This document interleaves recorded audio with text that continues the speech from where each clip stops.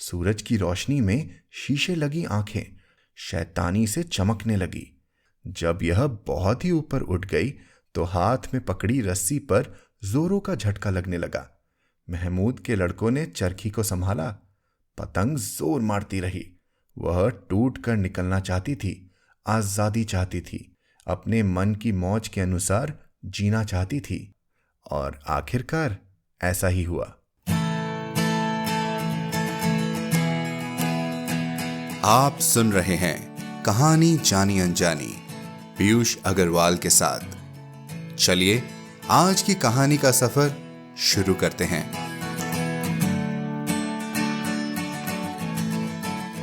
नमस्कार दोस्तों, 2021 का पहला महीना बीत भी गया। आशा करते हैं नए साल के दूसरे महीने की शुरुआत भी आप सबके लिए जोरदार उड़ानों भरी रही होगी। जहां तक सोच जाए अपने सपनों की पतंग उड़ाएं और बस लग जाए उन्हें पूरा कर ऊंचाइयों तक ले जाने में। सपने और पतंगे तभी तो सबको अच्छे लगते हैं क्योंकि दोनों की ही आसमान को छूती ऊंचाइयां हमारे मन में उत्साह भर देती है। क्या आपने कभी पतंग उड़ाने का आनंद लिया है?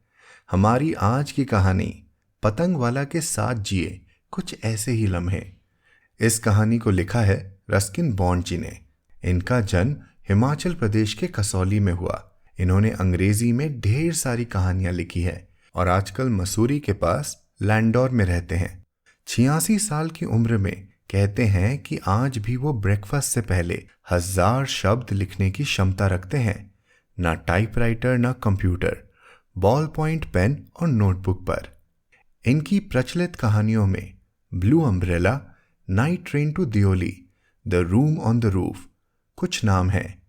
इन्हें पद्मश्री से भी सम्मानित किया गया है।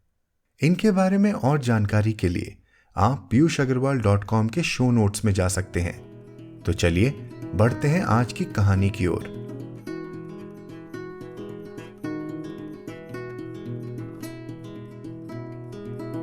पतंग वाला रस्किन बॉन्ड। गली रामनाथ में एक ही पेड़ था।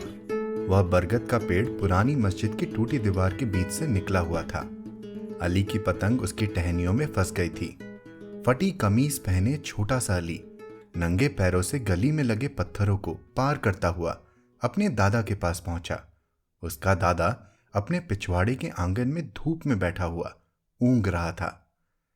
दादा जान, लड़के ने पुकारा, मेरी पतंग गई। बूढ़ा दादा अपने स्वप्ने से झटके से जागा। उसने अपना सिर ऊपर उठाया। उसकी बहुत बड़ी दाढ़ी, जो कि बुर्राक सफेद होनी चाहिए थी, लाल दिख रही थी मेहंदी में रंगे होने की वजह से। क्या मांझा टूट गया? बूढ़े ने पूछा। पहले जैसी डोर अब कहाँ मिलती है? नहीं नहीं दादा जान, मेरी पतंग बरगद के पेड़ में फंस गई। बुढ़ा जोर से हंसा। तुम्हें ठीक से पतंग उड़ाना सीखना है अभी मेरे बच्चे। मुश्किल तो यह है कि मैं बहुत बूढ़ा हो गया हूं, तुम्हें सिखा नहीं सकता, पर तुम्हें एक नई पतंग जरूर दूंगा। उसने उसी समय पतले कागज और रेशम की एक नई पतंग बनाकर धूप में सूखने के लिए रखी थी।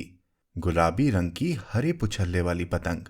बूढ़े ने वह पतंग अली को दे दी और अली ने अपने नन्हे पंजों के बल उचक कर दादा का पोपला मुंह चूम लिया। इस पतंग को नहीं खोऊंगा, उसने कहा। चिड़िया जैसी उड़ेगी यह पतंग। और अपनी एड़ियों पर घूमकर कूदता हुआ आंगन से बाहर निकल गया। बूढ़ा धूप में बैठा सपने देखता रहा। उसकी पतंगों की दुकान कब की खत्म हो चुकी थी। एक कबाड़ी ने वह जगह खरीद ली थी। अपना दिल बहलाने के लिए वह पतंगे अभी भी बनाता था, जिससे उसके पोते का भी फायदा होता था। बहुत कम लोग अब पतंग खरीदते थे। बड़े तो उन्हें बहुत मामूली चीज मानते थे और बच्चे पैसे पाने पर सिनेमा देखना पसंद करते थे। सबसे बड़ी बात तो यह थी कि पतंग उड़ाने के लिए कोई खुली जगह ही नहीं रह गई थी। जो खुला घास का मैदान पुराने किले से लेकर नदी किनारे तक फैला था, उस सारे मैदान को शहर निकल गया था। बूढ़े को वह पुराना जमाना याद आता था जब बड़े बड़े लोग पतंग उड़ाते थे। पतंगे आसमान में तेजी से घूमती थी और झपटा मारती थी, एक दूसरे के धागे से फंसकर खिंचती जाती थी जब तक कि एक पतंग कट नहीं जाती थी। फिर वह हारी हुई कटी पतंग अपने धागे से मुक्ति पाकर नीले आसमान में पता नहीं कहाँ चली जाती थी।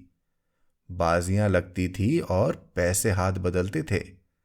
उस समय पतंगबाजी शाही शौक था। बूढ़े ने याद किया कि कैसे नवाब साहब खुद नदी किनारे अपने दरबार के साथ आते थे और इस राजसी शौक में समय बिताते थे। तब लोगों के पास समय था जो कि वह एक नाचते हुए दिल को खुश करने वाले कागज के टुकड़े के साथ मौज मस्ती में बिता सकते थे, चाहे घंटा भरी क्यों ना हो। आजकल लोग दौड़ते ही रहते हैं, उम्मीदों की गर्मी लिए। किसी के पास समय नहीं है। नाजुक चीजें जैसे पतंग उड़ाना या आंख बंद कर सुनहरे सपने देखना पैरों तले रौंद दी जाती है। जब वह जवान था तो महमूद पतंग बनाने वाले के नाम से सारे शहर में जाना जाता था और उसकी कुछ विशेष सजावट वाली पतंगे उन दिनों में 3 या 4 रुपए तक भी बिकती थी। एक बार नवाब साहब के कहने पर उसने एक बहुत ही खास किस्म की पतंग बनाई थी, जैसी किसी ने कभी उस जिले में नहीं देखी थी। उसमें एक कतार में लगे छोटे छोटे कागज के गोलाकार टुकड़े एक हल्के बांस के फ्रेम से जुड़े थे। हर गोले के दोनों तरफ एक एक घास का गुच्छा लगा दिया गया था जिससे संतुलन बना रहे। सबसे ऊपर वाला कागज का गोला एक तरफ को फूला हुआ था। उसके ऊपर एक अजीब सा चेहरा बना दिया गया था जिसमें आंखों की जगह 2 छोटे गोल शीशे जड़े थे। गोले सिर से पूंछ तक आकार में घटते जाते थे और कुछ लहराते से थे और पतंग ऐसी लगती थी मानो कोई सांप सड़क पर रेंग रहा हो। इस बोझिल सी बनावट को जमीन से ऊपर उठाना बड़ी कला का काम था। सिर्फ महमूद ही उसे हवा में उड़ा सकता था। सभी ने महमूद की बनाई ड्रैगन पतंग के बारे में सुन लिया था और कहने लगे थे कि वह पतंग तिलिस्मी है। जब नवाब साहब के सामने उड़ाने के लिए वह पतंग पेश की गई तब अच्छी खासी भीड़ जमा हो गई थी। पहली कोशिश फिजूल गई। पतंग जमीन से उठी नहीं, बस कागज के गोलों ने एक रुआसी व शिकायत भरी सरसराहट की। हिलने से पतंग की आंखें, जो कि शीशों की बनी थी, सूरज की रोशनी में चमक उठी और पतंग एक जानदार चीज सी लगने लगी। फिर सही दिशा से हवा आई और ड्रैगन काइट आसमान में उड़ गई। इधर उधर छटपटाते हुए वह ऊपर उठने लगी, ऊंची और ऊंची।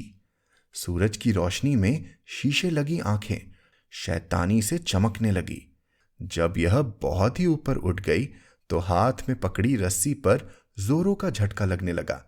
महमूद के लड़कों ने चरखी को संभाला। पतंग जोर मारती रही।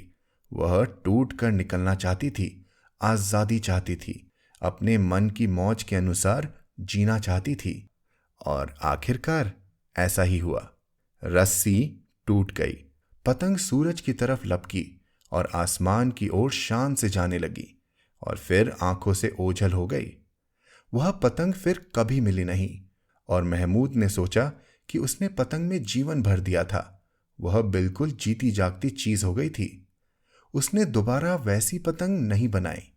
उसने नवाब साहब को एक गाने वाली पतंग बनाकर दी। जब वह हवा में उठती थी तो वायलिन बजने की सी आवाज आती थी। वे आराम भरे खुले दिन थे। अब नवाब तो कुछ साल पहले मर चुके थे और उनके वारिस काफी गरीब थे, करीब करीब महमूद जैसे। किसी जमाने में पतंग बनाने वालों को आश्रम देने वाले लोग होते थे, जैसे कवियों को लोग सहारा देते हैं। पर अब महमूद को गली में कोई जानता ही नहीं था। गली में अब इतने लोग रहने लगे थे कि उन्हें पड़ोसियों के मिजाज पुरसी का समय न था। जब महमूद छोटा था और बीमार पड़ता था तो सारा पड़ोस आकर उसकी तबीयत पूछता था। अब जब उसके दिन पूरे होने को आए थे, कोई कभी मिलने नहीं आता। सच तो यह भी था कि उसके पुराने दोस्त सब मर चुके थे और उसके लड़के उम्रदार हो चुके थे। एक तो पास के गराज में काम कर रहा था, दूसरा पाकिस्तान में था। बंटवारे के समय वह वहीं था और फिर वापस यहां रिश्तेदारी में नहीं आ सका था। जो बच्चे 10 साल पहले उससे पतंग ले जाते थे, वे खुद अब जवान थे और मुश्किल से अपनी रोजी रोटी कमाते थे। उनके पास एक बूढ़े आदमी और उसकी याददाश्तों के लिए समय नहीं था। वे एक तेजी से बदलती और होड़ भरी दुनिया में बड़े हुए थे।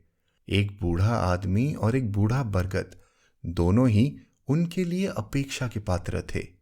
उन्होंने तय कर लिया था, ये दोनों ही हमेशा के लिए इस तरह से जुड़े जरूर थे, पर हल्ला गुल्ला मचाती, माथे से पसीना बहाती आम आदमी की दुनिया जो उनके आसपास थी, उसका इनसे कोई लेना देना नहीं था। अब लोग बरगद के पेड़ तले जमा होकर अपनी समस्याओं और अपनी योजनाओं के बारे में बातें नहीं करते थे। सिर्फ गर्मियों में कभी कभी कड़ी धूप से बचने के लिए वहां खड़े हो जाते थे। पर वह छोटा लड़का था ना, महमूद का पोता, महमूद का बेटा पास ही काम करता था। महमूद उस छोटे लड़के को जाड़ों की धूप में खेलते हुए देखता था और जैसे एक तंदुरुस्त पौधा रोज कुछ नई पत्तियां निकालकर बढ़ता है, वैसे ही अली भी महमूद की आंखों के सामने बढ़ रहा था। पेड़ों और आदमियों में बहुत कुछ एक जैसा है। हम धीरे धीरे बढ़ते रहते हैं, अगर हमें कोई चोट ना पहुंचाए, भूखा न रखे या काट न डाले। जवानी में हम अपनी शान से देखने वालों की आंखों में चमक ले आते हैं, बुढ़ापे में कुछ झुकने लगते हैं।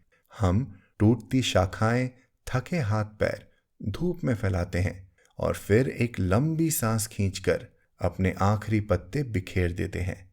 महमूद उस पुराने बरगद के पेड़ सा था। उसके हाथ भी झुर्रियों भरे कुछ टेढ़े मेढ़े हो गए थे, बरगद की जड़ों की तरह। अली तो उस छोटे मिमोसा यानी लाजवंती के पेड़ की तरह था, जो कि आंगन के दूसरे कोने में बोया गया था। 2 साल में अली और मिमोसा का पेड़ दोनों ही तरुणाई की ताकत और आत्मविश्वास पा जाएंगे। सड़क की आवाजें धीमी होने लगी। महमूद को लगा शायद उसे नींद आ रही है और वह फिर सपने देखेगा। कभी कभी वह पतंगों के सपने देखता था, एक ऐसी पतंग का जो कि हिंदुओं के भगवान विष्णु की सवारी गरुड़ की तरह सुंदर और ताकतवर दिखती होगी।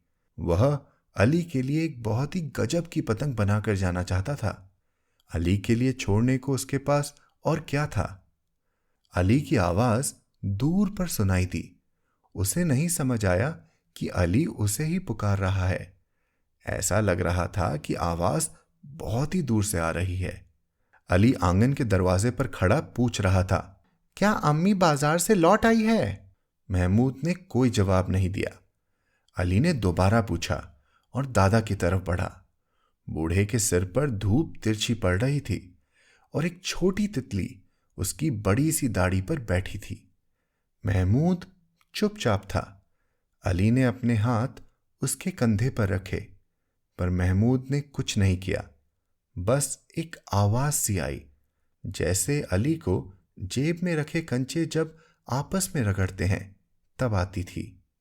अली एकदम से घबरा गया और दरवाजे की तरफ वापस गया। सड़क पर दौड़ता हुआ जोर जोर से अपनी मां को बुलाने लगा। तितली बूढ़े आदमी की दाढ़ी से उठकर मिमोसा के पेड़ पर जाकर बैठ गई। हवा का झोंका आया और उसने पेड़ में फंसी पतंग को निकालकर हवा में ऊंचा फेंक दिया। वह फटी पतंग उस कश्मकश से भरे शहर से निकलकर अनजाने नीले आसमान में कहीं चली गई।